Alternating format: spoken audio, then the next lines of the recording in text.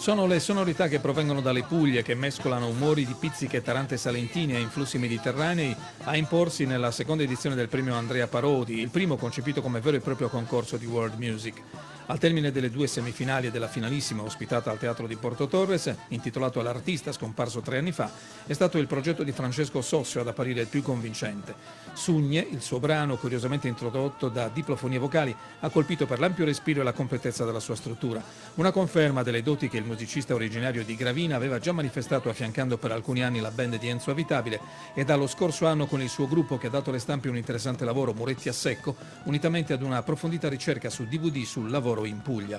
La serata finale ha fatto emergere anche un altro promettente talento, Dario Pica, originario di Perfugas, da oltre un anno stabilitosi in Andalusia dove sta perfezionando i suoi studi con la chitarra flamenco. Il suo coinvolgente Danzemania, che lo ha visto alla guida di un gruppo di musicisti e danzatrici in prevalenza andalusi, ha messo in evidenza le sue già straordinarie capacità tecniche che gli sono valse il premio della critica. Tra gli 8 brani giunti alla finale, una menzione a parte meriterebbe probabilmente Forzis, presentato dal gruppo di Marcello Ledda, ispirato al dramma degli immigrati giunti da oltremare in Italia, con un raffinato testo in campidanese della sorella Gabriella e un impasto musicale dall'incedere iterativo e ricco di venature balcaniche. Sono stati oltre 70 i brani presentati al concorso che, forte di questo più che positivo esordio, affinerà ancora di più la sua struttura per ambire a imporsi come ampia vetrina del world music, non solo nazionale.